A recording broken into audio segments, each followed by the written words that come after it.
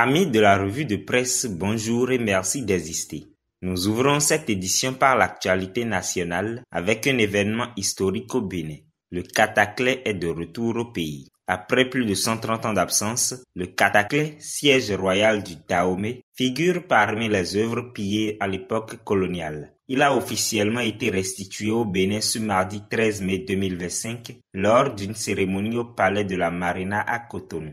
Le média 24 heures au Bénin relaie les propos du ministre de la Culture Jean-Michel Abimbola qui a salué un acte de souveraineté culturelle et un moment de vérité historique. Le retour du Kataklè est vu comme un symbole fort de mémoire et de réappropriation identitaire. De son côté, Banuto précise que cette pièce retrouvée en Finlande est un tabouret royal à 3 pieds, emblème du pouvoir monarchique. La ministre finlandaise de la Culture, Marie-Lena Talvitie, a conduit une délégation à Cotonou, marquant un renforcement des liens bilatéraux. Selon le conservateur Augustin Huenu, cette restitution redonne chair à notre histoire et dignité à notre héritage. L'investigateur rapporte également la réaction du président Patrice Talon, ému, qui a salué ce retour comme une réparation symbolique de l'histoire. Par ailleurs, 24 heures au Bénin revient sur le rôle majeur joué par Marie-Cécile Zinsou, historienne de l'art, qui à travers une enquête minutieuse avec le journaliste Pierre Firtian, a permis l'identification de la localisation du Kataklè, échangé dans les années 1930 par le musée du Trocadéro. Au Togo, une doctrine africaine de la dette en gestation. Le Togo a accueilli la première conférence de l'Union africaine sur la dette sous le thème « L'agenda africain de gestion de la dette publique, restaurer et préserver la viabilité de la dette ». Ici, Lomé relate la participation de plusieurs chefs d'État, dont le Ghanéen John Mahama et le Zambien Hakainde Hichilema, qui ont plaidé pour des réformes profondes. Faure Gnassingbé a appelé à une nouvelle doctrine de la dette, reposant sur la souveraineté et la solidarité.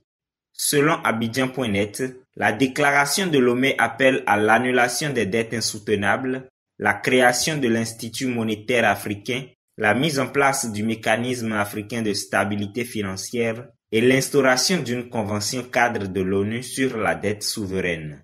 Une page se tourne dans l'architecture financière africaine. Au Gabon, diplomatie angolaise et visite symbolique. Le président angolais João Lourenço a effectué une visite officielle au Gabon le 12 mai 2025. Il devient le premier chef d'État reçu par Brice Clotaire Oligui Nguema depuis sa prise de fonction. Selon Gabon Media Time et RFI, cette visite a également inclus une rencontre confidentielle avec l'ex-président Ali Bongo, désormais en résidence surveillée. Plusieurs sources évoquent un accord discret ayant facilité la libération de Sylvia Bongo et de leur fils Nourdine quelques jours avant la visite.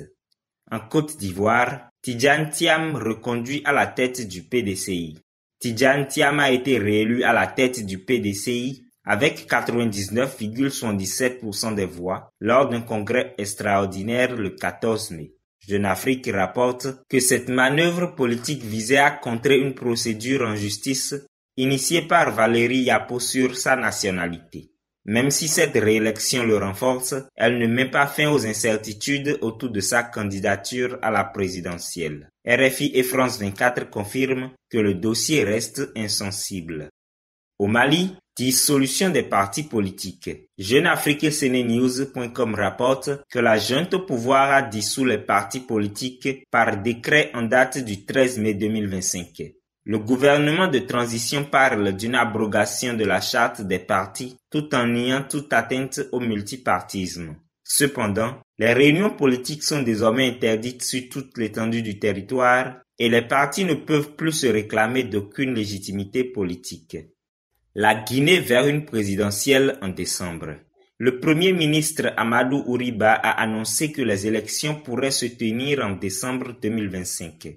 TV5 Monde et Afrique Radio indique que cette annonce intervient dans un contexte de forte pression internationale sur la junte militaire pour un retour à l'ordre constitutionnel.